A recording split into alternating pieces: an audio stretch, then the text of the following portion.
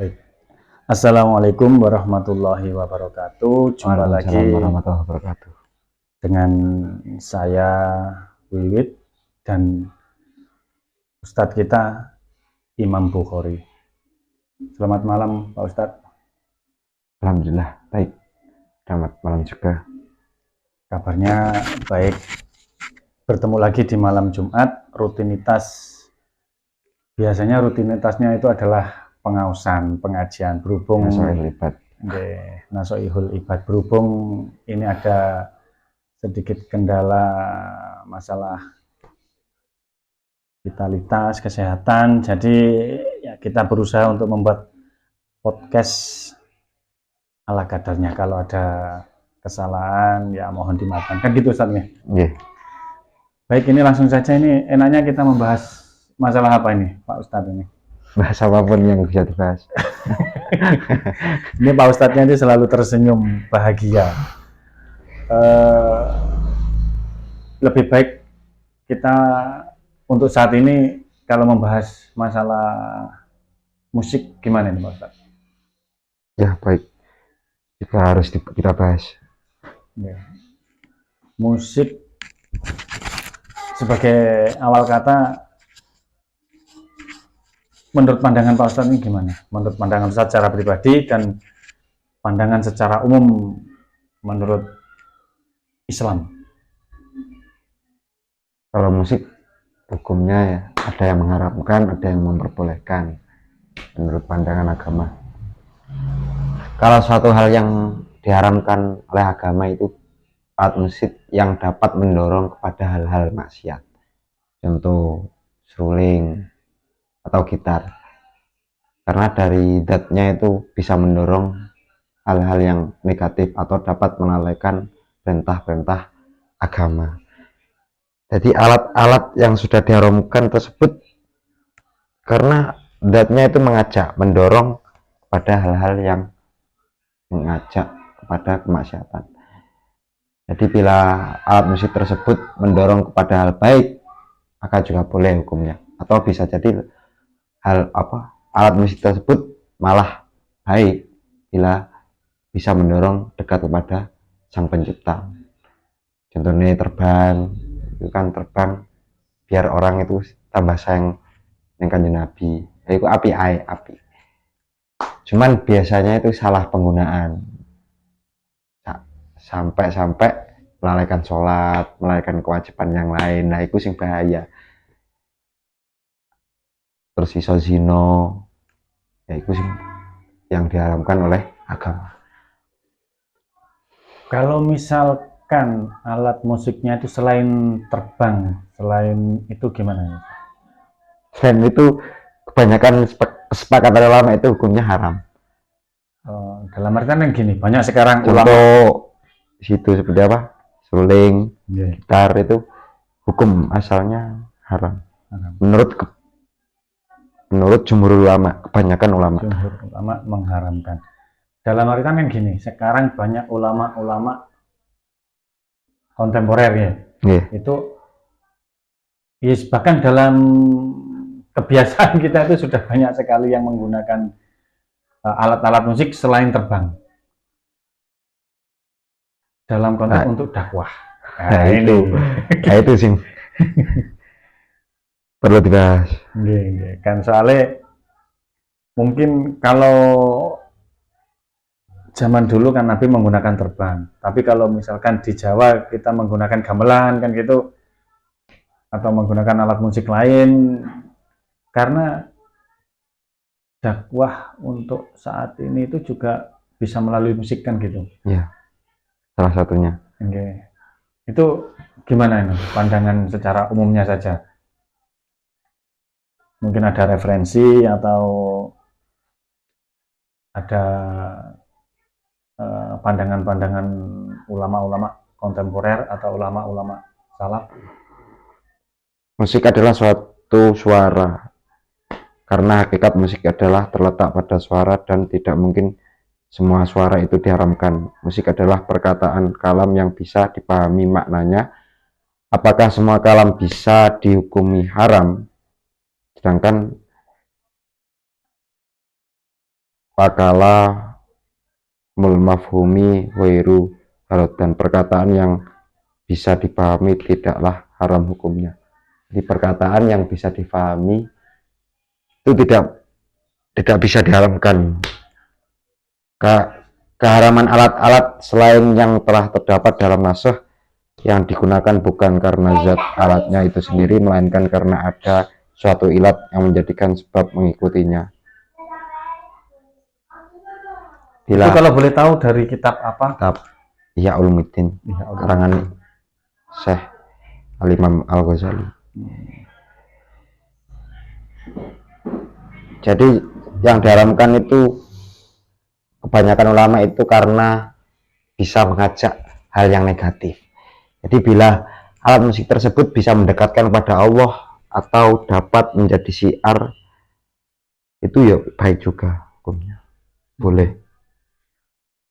Soalnya kan gini, sekarang untuk syiar kan kita alat musiknya itu bermacam-macam ya Ustaz ya. Mulai dari gitar, mulai dari seruling, itu qasidah siapa itu? Jilbab putih itu kayaknya juga ada Seruling. kayaknya, tapi ya ini mohon maaf nanti dikoreksi kalau saya salah.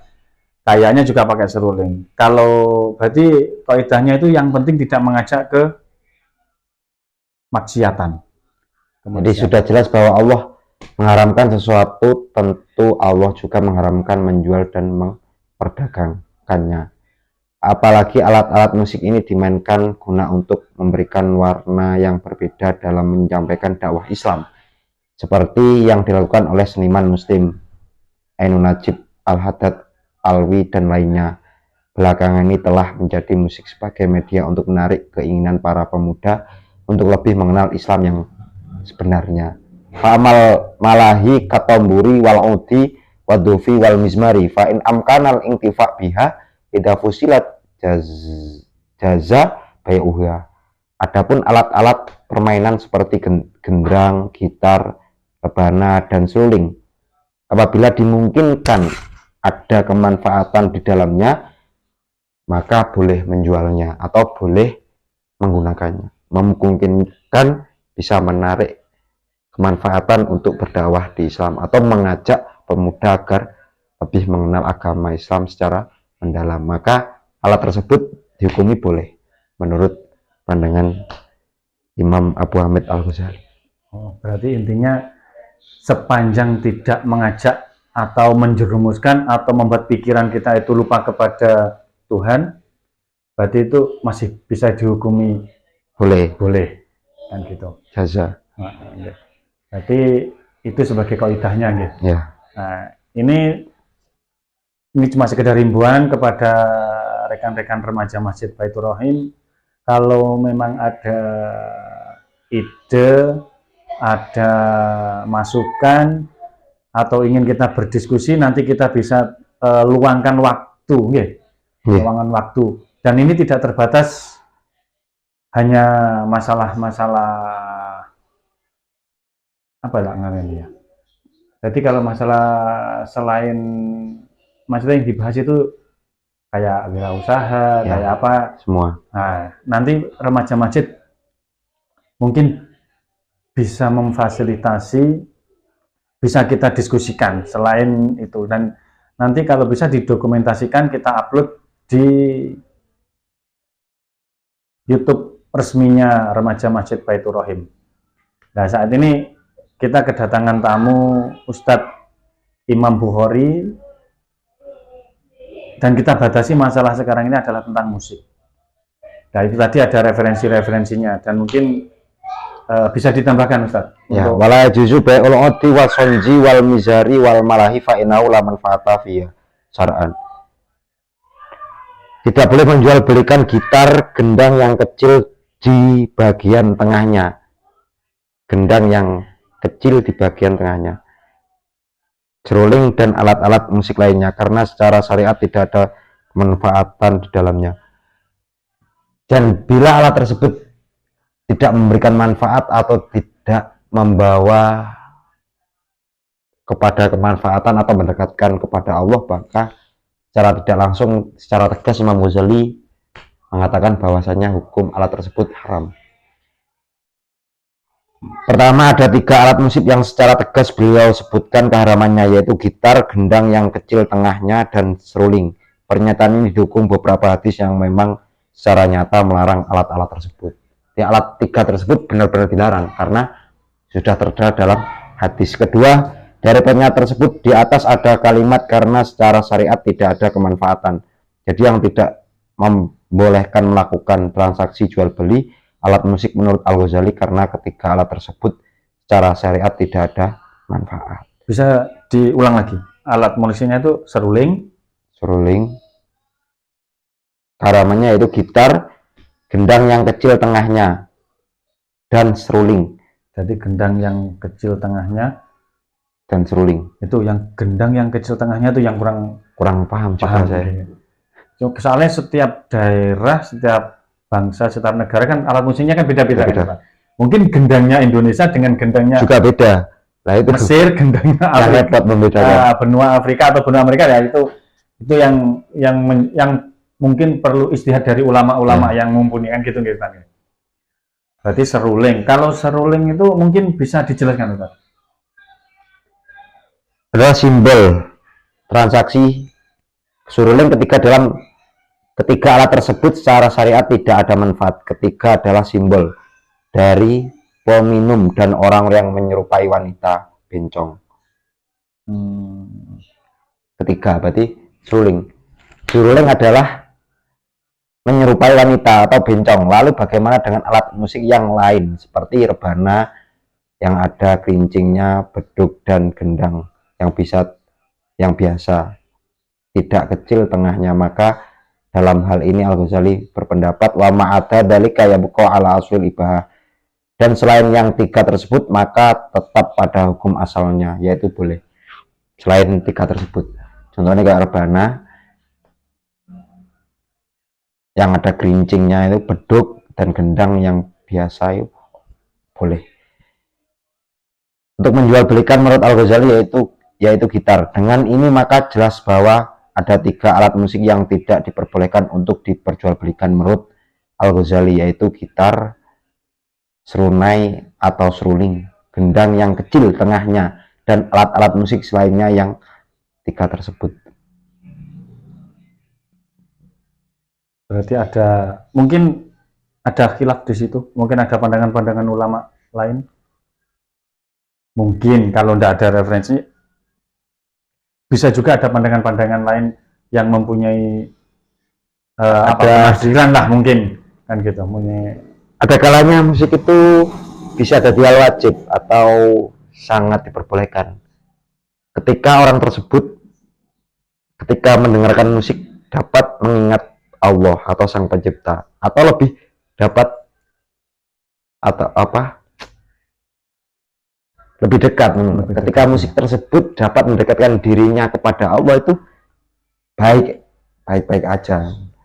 Berarti intinya ada suatu wali itu ada yang lebih dekat kepada Allah ketika mendengarkan musik. Wali. Berarti harus ada korelasi. Ya. Hubungan korelasi vertikal lah dengan Tuhan, dengan manusianya. Itu musik itu bisa mendukung untuk kita mengingat kepada Tuhan gitu ya. Iya. Jadi bila dapat menjauhkan, kebanyakan ulama itu berpendapat haram. Apapun itu bentuknya. Nah, ini misalkan kayak terbang atau rebana gitu nah. Ketika kita mainkan alat musik itu, kan seharusnya kan kita itu bisa ingat kepada Tuhan. Iya. Ketika itu diasumsikan kita bisa ingat Tuhan, terus ada waktu adzan sholat berjamaah, tapi kita tidak melakukan sholat berjamaah ini misalkan misalkan, tapi ini tidak semuanya, ini cuma sekedar kasuistis lah kasarannya kan gitu. Itu bagaimana ini hukumnya ini? Padahal kan kalau sholat jamaah itu kan dihukumi ya fardu kifayah. Lah sedangkan kita ketika kasarannya ya bolehlah kita pakai terbangan itu. Banyak kan sekali contoh-contohnya kan gitu.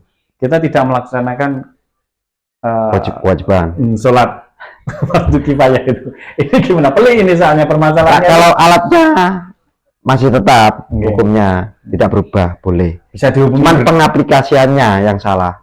Bisa yang haram dihubungi atau enggak nih? Enggak, cuman alatnya Alatnya tetap nggak haram. tetap gak haram, cuman Aplikasiannya. nah, itu dihukumi haram. Atau caranya yang salah. Oh, gitu. Soalnya kan Begitu kadang-kadang juga membaca Al-Quran itu, membaca Al-Quran kan baik, tapi ketika mengganggu atau menempatkan secara salah maka juga tidak baik. Contoh, tadarus jam 12 malam masih tetap tadarus pakai mix yang terlalu itu kan suatu baik tapi salah menempatkan, jadi gak baik. Jadi suatu perkara baik bisa menjadi jelek karena salah menempatkan. Lape darus karepmu lape darus. Yang penting itu tidak mengganggu orang ya, lain kan gitu. Tidak. Nah ini tadi misalkan kita main terbang, ya kayak gitulah ya. Di sisi lain sudah memasuki waktu sholat. Nah lebih baik berhenti dulu asli nih. Gitu ya. Yang lebih baik. Soalnya kadang-kadang kita di lapangan, ya ngapunten, ini bukan untuk menyindir siapa-siapa, ini hanya sekedar kasuistis yang kita bahas saat ini. Ketika kita itu sedang asik-asiknya, ya kasarannya kayak gitu tadi, mendengarkan musik terbangan, sudah waktunya memasuki sholat, memang sebaiknya kita harus berhenti untuk itu. Ya, yang lebih baik berhenti dulu. Cuman kan biasanya ngenteng nih wong. Nah, itulah maksudnya kan gitu. Ini bukan membicarakan siapa-siapa, tapi kita ya mungkin ada lebih baik fenomena lah yang mungkin di katanya saat ini apa di negeri Konoha kan gitu, di negeri jauh yang di sana lah kan gitu. Lebih baik kita sholat. Ada adat yang jelek dan ada yang baik. Mungkin ada penjelasan lain tentang itu. Mama ada.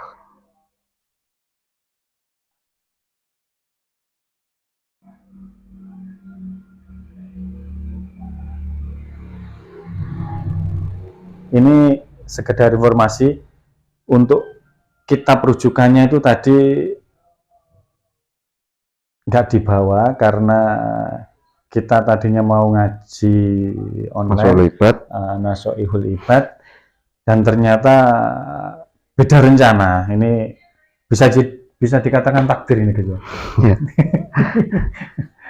Ini sudah ditulis di sananya, jadi kita nggak bisa ngaji, tapi kita dialog ya ala kadarnya, ya semoga bermanfaat. Dan ini ditegaskan lagi, saya jelaskan juga, channel ini adalah channel umum, bukan channel pribadi. Jadi teman-teman remaja masjid yang ingin mempunyai ide, gagasan atau apa untuk kemajuan kita bersama, bisa nanti kita diskusikan gimana enaknya kan gitu, biar remaja masjid itu tambah maju kan gitu Mas. Ya. Tidak hanya sekedar membahas apa ya, ibadah-ibadah mahdoh atau apa namanya, membahas fikih-fikih apa ya, kita membahas termasuk wirausaha itu juga tercover juga ya, di kan ada kan di situ kayak masalah perdagangan kan gitu nih. Soalnya Nabi itu juga pedagang nih. Iya, pebisnis lah ini. Nantinya kita juga kalau bisa remaja masjid itu tidak hanya terkotak-kotak hanya dalam urusan-urusan ibadah-ibadah apa ya namanya, ibadah mahdoh apa namanya, rumah tuh ya, yang hanya yang seakan-akan itu hanya ibadah ya wis, pokoknya ibadah mahdoh sampai rumah tuh. Nah, Pak, selain sholat, selain hal wajib itu berarti dihukumi rumah tuh. Jadi ini juga musik ini mungkin ya bisa menjadi ibadah juga ya. Ya, nah itu kaitannya kan di situ. Yang jelas kita tidak boleh membatasi bahwa remaja masjid itu hanya untuk golongan kita atau untuk membahas bidang satu saja, bidang keagamaan yang sifatnya ya apa ya, ya ibadah magang itu tadi. Jadi bisa masuk Sama-sama. bisa masuk ke apa itu, kewirausahaan, kemasyarakatan. Jadi mungkin dari rekan-rekan punya ide, punya gagasan, yaitu tadi Kita musyawarahkan atau kita bahas bareng-bareng lah. bareng-bareng. Bisa untuk kebaikan bersama, sehingga kita membangun generasi muda itu jauh lebih baik, kan gitu kan ya. Kalau dikaitkan dengan musik, kita dakwah dengan musik seruling yang tadi itu gimana ya? Tetap Menurut Imam Ghazali ada 3 hal yang menjadikan seruling dan gitar dihukumi haram, yaitu 1. Seruling dan gitar dapat merangsang seseorang untuk meminum khamr, membiarak, sebab kata Imam Ghazali kenikmatan memainkan seruling atau gitar tidak akan didapatkan secara sempurna kecuali harus bersamaan dengan minuman khamr. 2. Dengan memainkan atau mendengarkan seruling dan gitar, pikiran seseorang akan tertuju pada tempat-tempat minuman keras. Pikiran itu kemudian membawa seseorang untuk merindukan tempat-tempat tersebut, yang pada akhirnya akan menuju ke tempat-tempat itu. Meniru kebiasaan orang-orang fasik yang menyerupai mereka, termasuk perkara yang dilarang, karena mantasabbaha biqaumin fahuwa minhum, barang siapa yang menyerupai suatu kaum maka ia termasuk golongannya. Imam Ghazali juga berpegang pada mayoritas pendapat ijma sahabat dan tabi'in, tidak mengharamkan musik. Pengharaman musik bukan karena indahnya suara, sebab apabila karena keindahan suara yang diharamkan, maka semua suara yang indah adalah haram.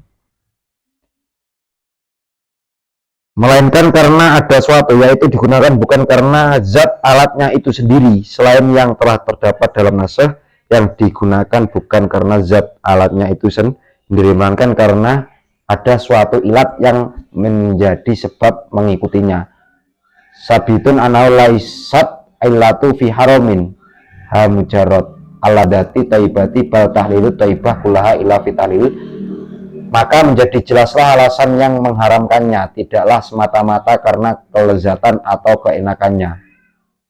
Haramu jane gak mergo musike, jane mergo kebiasaan itu musik itu mergo kebiasaan wong fasik atau kebiasaan orang-orang maksiat, mendukung lah ya. Jadi bukan karena zatnya atau kelezatannya, namun semua yang baik itu halal kecuali ada kerusakan dalam kehalalannya. Jadi sekarang banyak ya berdakwah pakai gitar itu kan banyak. Ada pergeseran Itu mesti deh apa? Mungkin butuh fatwa-fatwa baru atau mengikuti ulama yang lain yang membolehkan ketika alat tersebut benar-benar bisa menjauhkan dari hal-hal negatif dan bisa mendekatkan ke hal-hal positif. Mungkin satu sebagai catatan ya Pak Bukhari ya. Mungkin alat musik itu akan baik jika dipegang oleh orang soleh. Ya, begitu juga. Mungkin gitu ya.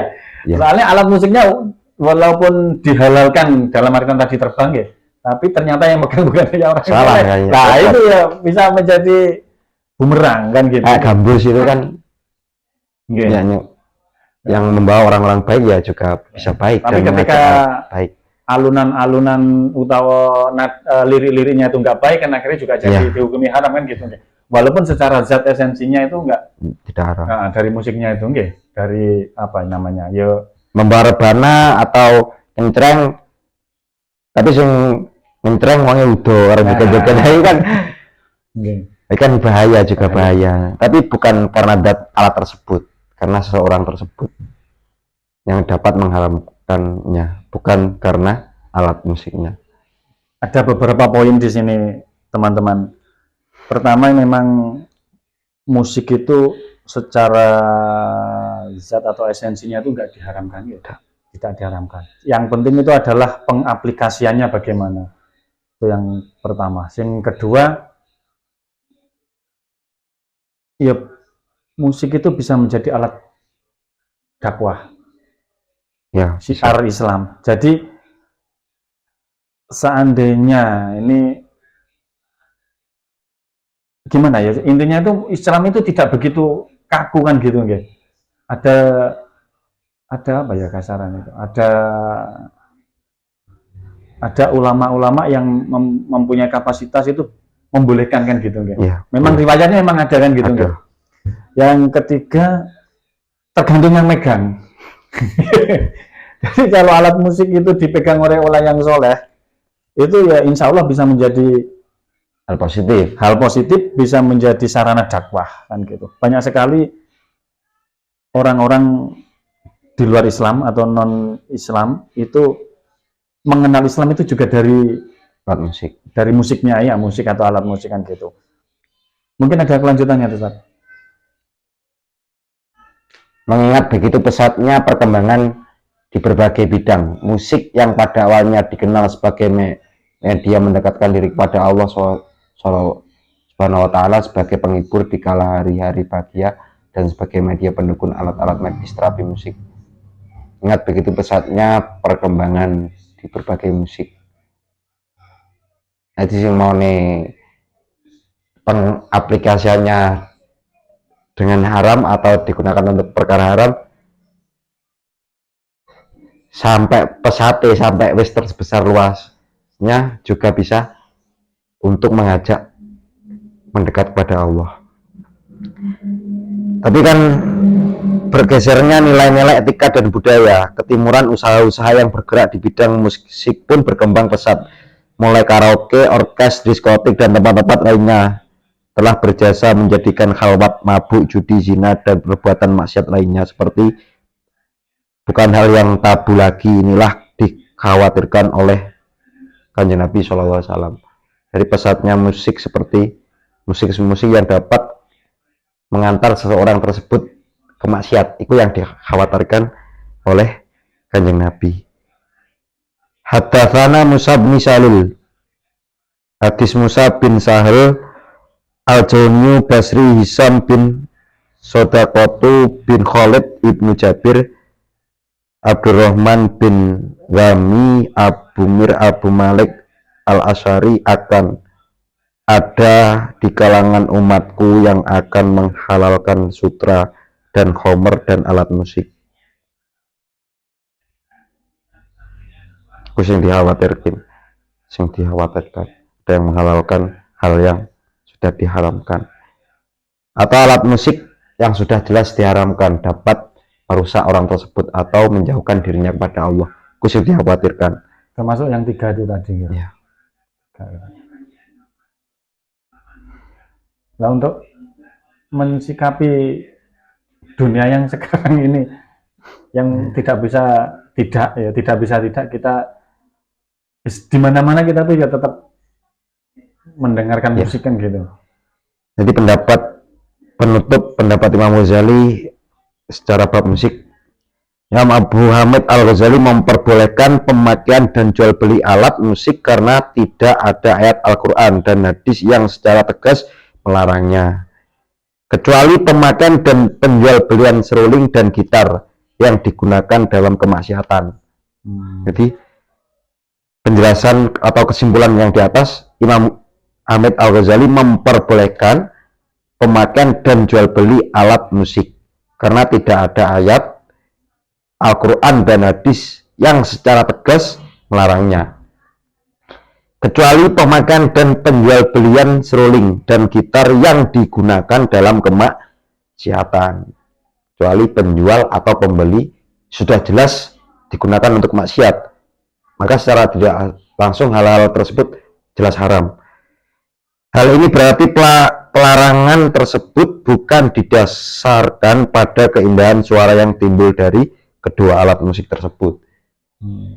Jadi kan bukan dari zatnya atau suara yang keluar dari musik tersebut. Haramnya mergo cara pengaplikasiannya itu, penggunaan. Itu bisa disimpulkan yang tadi, tergantung yang megang itu siapa. Ya. Kalau yang megang itu orang baik, ya insya Allah jadi baik. Juga baik. Pemikiran Imam Abu Hamid Al-Ghazali tentang alat musik dan hukum jual belinya sesuai dengan syariat karena berdasarkan ayat Al-Quran dan hadis yang kuat. Begitu juga mengenai keharaman pemakaian serta jual beli seruling dan gitar yang bergantung pada ilatnya. Ilatnya kebanyakan umumnya digunakan untuk kemaksiatan. Juga segalanya dengan syariah karena sesungguhnya semua suara tidak diharamkan termasuk suara yang indah. Sebaiknya dalam karangan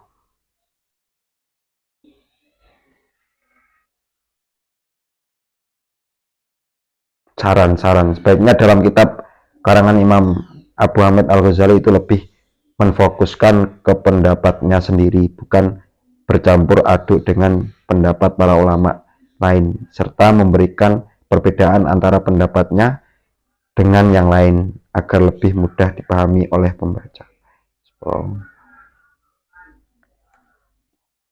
Jadi kan masih banyak ulama yang memperbolehkan atau yang mengkritik atau yang terjadi khilafiyah.